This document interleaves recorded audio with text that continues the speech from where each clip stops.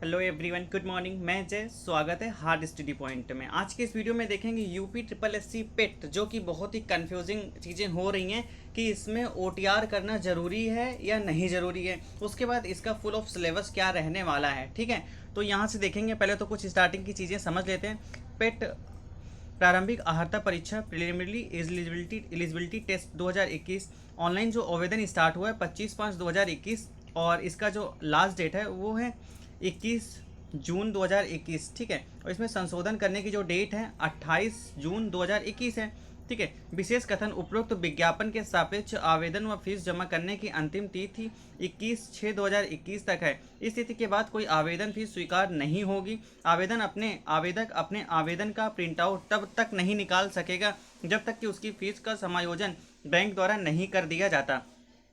अतः अभ्यर्थी द्वारा बैंक से शुल्क का समायोजन 21 जून 2021 तक अथवा उससे एक सप्ताह के अंदर अर्थात 28 जून 2021 तक अनिवार्य रूप से करा लिया जाए। इस अवधि में अभ्यर्थी अपने आवेदन पत्र में registration number, mobile number, email category को छोड़कर संशोधन भी कर सकता है। मतलब कि ये अगर आप में कुछ करेक्शन करना है तो फाइनल फीस के सबमिशन के बाद, फीस जब तक सबमिट नहीं होगा उसके पहले तक आप मोबाइल नंबर और ईमेल इसको छोड़कर, कैटेगरी को छोड़ करके बाकी चीज़ों में संशोधन कर सकता है, ठीक है।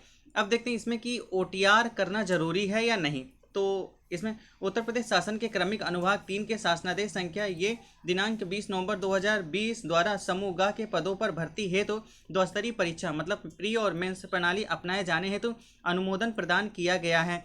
उक्त निर्णयों क्रम में उत्तर प्रदेश अधीनस्थ सेवा चयन आयोग की परिधि में आने वाले समूह ग के समस्त पदों पर चयन हेतु भविष्य के द्विस्तरीय परीक्षा प्रणाली के आधार पर चयन संबंधी कार्रवाई की जाएगी।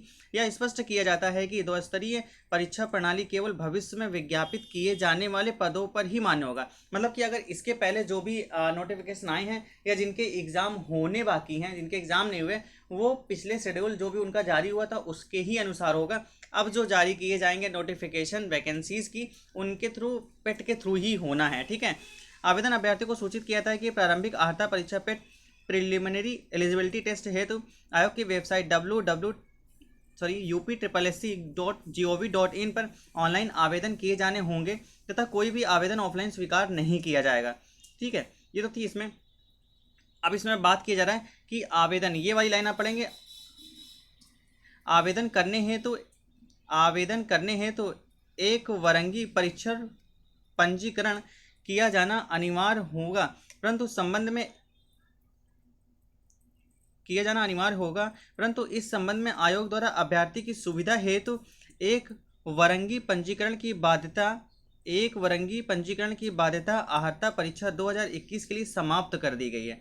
मतलब कि क्या कहते हैं, 2021 के लिए इसको समाप्त कर दी गई है, ठीक है। ये तो था, क्लियर हो गया कि ओटीआर इसमें नहीं करना है, सिर्फ पेट के थ्रू ही आपका प्रिलिमिनरी एग्जाम हो जाएगा। उसके बाद जो भी वैकेंसी आएंगी उसमें ही शॉर्ट लिस्टेड किए जाएंगे, ठीक है। और कुछ देखते हैं इसका सिलेबस।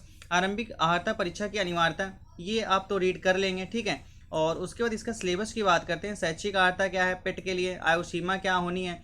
आयु सीमा की बात करते हैं तो इसमें जो 1 जुलाई 2021 को न्यूनतम आयु 18 वर्ष पूर्ण कर ली हो और 40 वर्ष से अधिक नहीं होना चाहिए। इसमें कैटेगरी वाइज रिलैक्सेशन भी मिलेगा, जो कि आरक्षण। परीक्षा की तिथि की बात करते हैं।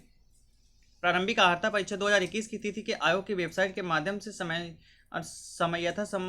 सूचित किया जाएगा। और अगर स्कोर की बात करते हैं, प्रारंभिक अहर्ता परीक्षा में प्रतिभाग करने वाले अभ्यर्थी का स्कोर परीक्षा परिणाम आयोग की वेबसाइट पर अपलोड किए जाने की तिथि 1 वर्ष तक मान्य होगी। मतलब कि जो पेट जो कराया जाएगा उसकी जो वैलिडिटी होगी 1 साल की होगी, ठीक है। ऑफलाइन आवेदन करने की प्रक्रिया, ये तो आपको पता ही होगा कैसे, फोटो साइज क्या भी होता है, ठीक है। और देख लेते हैं इसके सिलेबस के बारे में, क्या है इसका सिलेबस। अगर इसकी फ़ीस की बात करते हैं तो जो सामान्य वर्ग है उनके लिए है 185 रुपये, ओबीसी के लिए 185 रुपये, अनुसूचित जाति के लिए है 95 रुपये, अनुसूचित जनजाति के लिए 95 रुपये और विकलांग हेतु के लिए 25 रुपये है, ठीक है। नेक्स्ट इसकी बात करते हैं अभ्यर्थियों के महत्वपूर्ण अनुदेश, ये तो भी कुछ खास नहीं है इसमें, ठीक है। और सिलेबस की बात करते हैं तो इसके सिलेबस में है, ये है। इसके सिलेबस में पहले मोटा मोटा पढ़ लेते हैं कि किससे क्वेश्चन ज़्यादा आ रहे हैं। तो ठीक है, मैथ में जो टोटल क्वेश्चन आने हैं, नंबर ऑफ क्वेश्चन 25, ठीक है। और जीए और जीके में टोटल जो क्वेश्चन आने हैं वो आने 35, मतलब सबसे ज़्यादा जो स्कोरिंग रहने वाला है मैथ और जीके जीएस, ठीक है। अगर हिंदी की बात करते हैं तो हिंदी में कितने क्वेश्चन आएंगे, टोटल 15 क्वेश्चन आने हैं, ठीक है। इंग्लिश में क्वेश्चन कितने आने हैं, तो इंग्लिश में टोटल 5 क्वेश्चन आएंगे, रीजनिंग में भी 5 क्वेश्चन आएगा, और विज्ञान में 5 क्वेश्चन आएगा, साइंस में, जनरल साइंस में 5 क्वेश्चन आएगा, और हिंदी में 15 क्वेश्चन आएगा। अब इसको जो कैटेगराइज्ड किया गया, किस तरह से किया गया है, तो इसमें जो टोटल सबसे ज़्यादा स्कोरिंग रहने वाला है आपका जीके जीएस, जो कि 35 मार्क्स का आने वाला है, ठीक है। और इसमें जो मैथ है 25, उसके बाद जो भी चीज़ें हैं, हिंदी 15 मार्क्स का, बाकी general science 5 marks, reasoning 5 marks, अंग्रेजी 5 मार्क्स। देखते हैं इतिहास में क्या क्या पूछा जाएगा।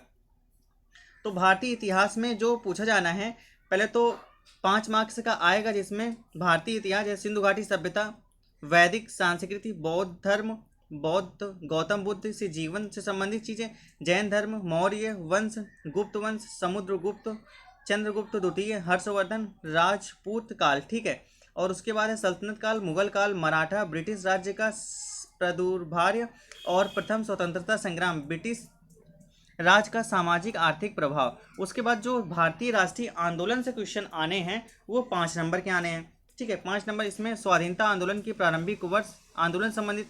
और अगर ज्योग्राफी की बात करते हैं, चूँकि ये जीए में आएगा, जीके में आएगा, 5 क्वेश्चन ज्योग्राफी से आएगा। इसमें भारत और विश्व के भौतिक भूगोल, नदियाँ, नदियों की घाटी, भूजल संसाधन, पर्वत, पहाड़ियाँ, हिमालय, मरुस्थल, शुष्क क्षेत्र, वन, खनिज संसाधन, भारत एवं विश्व का राजनैतिक भूगोल, जलवायु, मौसम, टाइम जोन, जनसंख्यिकी परिवर्तन और प्रवास, ठीक है। इकोनॉमिक्स की बात करते हैं तो इसमें भी 5 नंबर का क्वेश्चन आने वाला है इकोनॉमिक्स का। भारतीय अर्थव्यवस्था 1947 से 1901 तक, योजना आयोग, पंचवर्षीय योजना, मिश्रित अर्थव्यवस्था और विकास, निजी सार्वजनिक क्षेत्र, हरित क्रांति, दुग्ध विकास एवं ऑपरेशन फ्लड, बैंकों का राष्ट्रीयकरण तथा सुधार, वर्ष 1991 में आर्थिक सुधार और उसमें उसके बाद की अर्थव्यवस्था, वर्ष 2014 के पश्चात आर्थिक सुधार, कृषि सुधार, ढांचागत सुधार और श्रम सुधार, ठीक है। आर्थिक सुधार जीएमटी। उसके बाद जो आना है पॉलिटी से क्या क्वेश्चन आएगा, पॉलिटी से भी 5 क्वेश्चन आने हैं। जनरल साइंस से क्वेश्चन आने हैं 5, इसमें होगा भौतिक, रसायन और जीव, मतलब कि तीनों विज्ञान को मिला के 5 क्वेश्चन पूछे जाएंगे, ठीक है।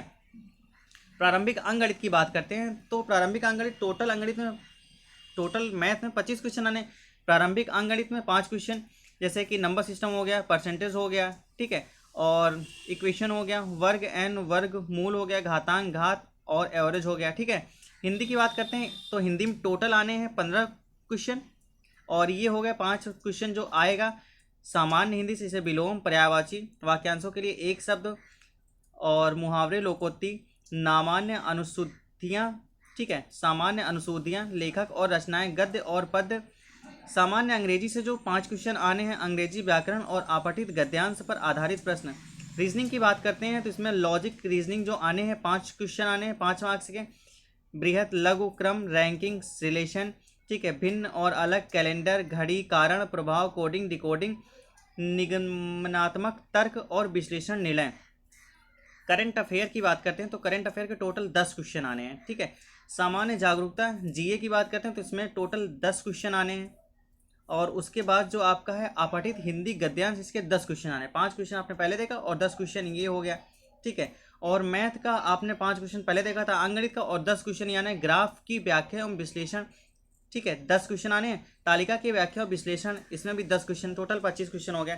तो मतलब ऑन एवरेज देखेंगे तो 25 क्वेश्चन मैथ में आना है, 35 क्वेश्चन जो आने हैं जीके जीएस में आना है, 5 अंग्रेजी में, 5 रीजनिंग में, 5 साइंस में और 15 हिंदी में, और 10 करंट अफेयर, मतलब 3 जो स्कोरिंग सब्जेक्ट रहा है, मैथ, हिंदी, जीके जीए और करंट अफेयर, ठीक है। और अगर बात करते हैं इसमें निगेटिव मार्किंग की, तो इसमें निगेटिव मार्किंग 1.4 मतलब 0.25% की रहने वाली है, मतलब 4 गलत पे 1 सही प्रश्न का उत्तर काटा जाएगा, ठीक है। और इसकी बात करते हैं, इसमें जो समय सीमा है, समय सीमा है 2 घंटे की, 2 घंटे की समय सीमा है। क्वेश्चन, नंबर ऑफ क्वेश्चन है 100, और एक क्वेश्चन 1 मार्क्स का है, ठीक है, एक क्वेश्चन 1 मार्क्स का है।